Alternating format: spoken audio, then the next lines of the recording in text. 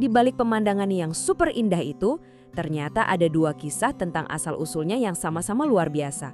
Yuk, kita selami bareng-bareng. Oke, sebelum kita bahas ceritanya, kita harus paham dulu, segede apa sih danau ini? Panjangnya itu 100 km dan lebarnya 30 km. Ini bukan sekedar danau biasa, tapi danau vulkanik terbesar di planet kita.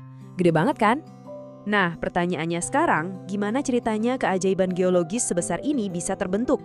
Ternyata jawabannya ada dua, dan dua-duanya sama-sama dramatis. Jawaban yang pertama itu bukan datang dari buku sains, tapi dari cerita rakyat yang diwariskan turun-temurun.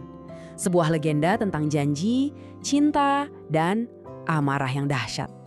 Alkisah, hiduplah seorang petani sederhana bernama Toba. Suatu hari, pas lagi mancing, dia dapat tangkapan yang bakal mengubah hidupnya selamanya. Ternyata, ikan mas yang dia tangkap itu bisa berubah jadi seorang putri yang cantik jelita. Toba pun jatuh cinta dan menikahinya. Tapi ada satu syarat mutlak, satu janji yang gak boleh banget dilanggar. Toba gak boleh bilang ke siapapun kalau istrinya itu berasal dari seekor ikan. Hidup mereka pun bahagia. Apalagi setelah mereka dikaruniai seorang putra yang diberi nama Samosir. Semuanya kelihatan sempurna. Sampai suatu hari, janji itu dilanggar. Jadi ceritanya gini, suatu hari Samosir disuruh nganterin makanan buat ayahnya yang lagi kerja di ladang. Tapi karena lapar banget di perjalanan, bekal buat ayahnya malah dia makan sampai habis. Toba yang udah capek dan kelaparan, jelas marah besar. Tanpa sadar, saking emosinya, dia pun membentak anaknya dengan kata-kata terlarang itu. Dasar anak ikan. Dan saat itu juga, sumpahnya pun hancur. Dan seketika, langit langsung jadi gelap. Sang istri menangis pilu karena janjinya dilanggar. Dari bekas pijakan kakinya, air menyembur keluar dengan sangat deras, nggak berhenti-henti. Air itu terus naik dan akhirnya menenggelamkan seluruh lembah, membentuk sebuah danau raksasa. Samosir untungnya berhasil lari menyelamatkan diri ke dataran tinggi yang sekarang kita kenal sebagai Pulau Samosir. Dan danau itu, ya, dinamai Danau Toba.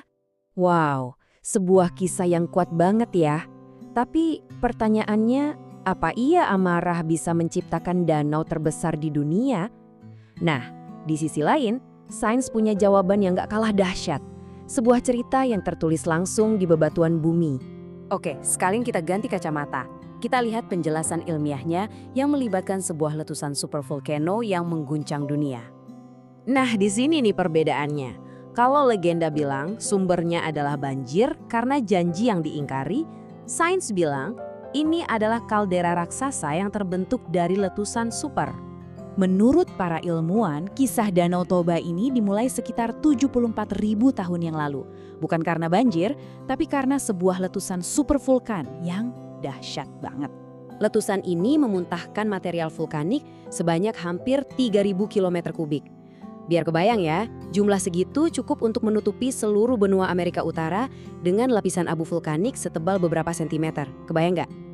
Buat perbandingan aja nih, letusan Toba ini berkali-kali lipat lebih besar dari letusan dahsyat lain yang mungkin pernah kamu dengar, kayak Yellowstone di Amerika atau Tambora di Indonesia.